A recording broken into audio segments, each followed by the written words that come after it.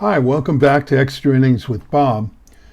I want to talk a little bit about literature, baseball literature. It's part of my life. I read a lot of the books written by athletes or writers or scribes. One in particular is by Bartlett Giamatti. Bart Giamatti was the president of Yale University, and he was commissioner of baseball, infamously famous for having suspended Pete Rose.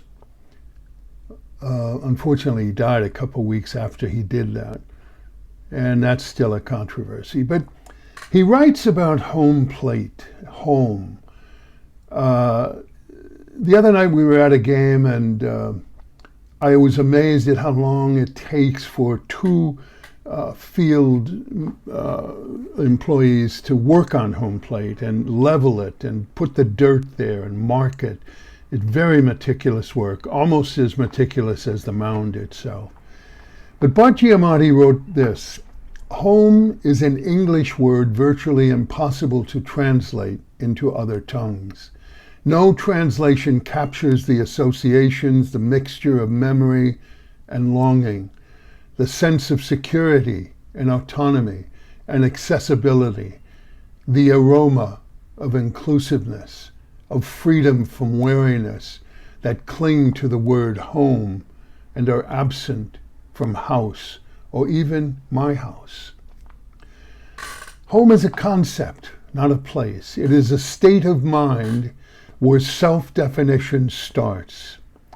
It is origins, wherein one first realizes one is an original, discrete, distinct, not to be copied.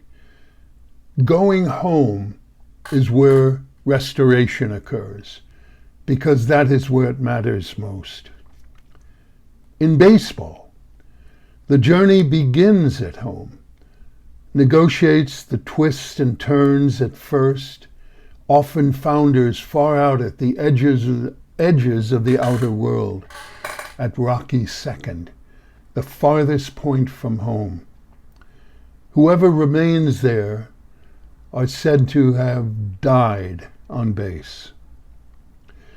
And when it is given one to round third, a long journey seemingly over, the end in sight, then the hunger for home, the drive to rejoin one's earlier self and one's fellows is a pressing, growing, screaming in the blood. I can't help but think when I read that last sentence, screaming in the blood, of the 1970 All-Star Game. The score was tied. The bottom of the 9th or 10th, and Pete Rose was on second base. There was a single. Rose rounded third, came screaming down the third baseline and plowed into Ray Fosse, separating his shoulder and putting him out for a few days, but scored the winning run. And to start with Bart Giamatti and end with Pete Rose is kind of the cycle. That wasn't Rose's last season, but it's fitting that we start with Giamatti, a poet, and end with Charlie Hustle, one of the most famous hard-playing baseball players of all times. I also want to talk about books. Red Barber. Red Barber wrote a book, Rhubarb and the Catbird Seat. Red Barber's career lasted 33 years. In retirement, he used to have a radio show on NPR. Well, he was interviewed on Fridays, and Esther, my wife, used to listen to it. And when it was his last show and then he died, she actually cried because she was a young Brooklyn Dodger fan, and listened to Red when he was a broadcaster for the Dodgers. Roger Kahn wrote a book, The Boys of Summer.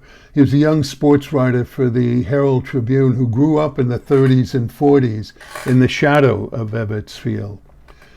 Doris Kearns Goodwin's book, Wait Till Next Year, She grew up in the suburbs of New York, in a neighborhood that was divided by Dodger, Giant, and Yankee fans, and the corner store was where the rivalries were played out.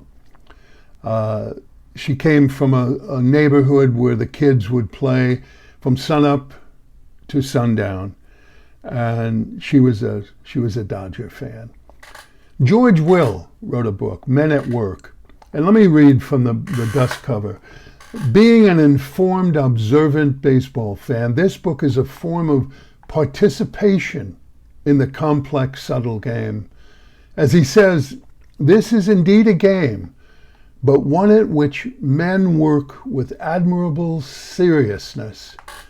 He explains the extraordinary attention to detail practiced by manager Tony La Russa, pitcher Orel Hershiser, who was later nicknamed Bulldog by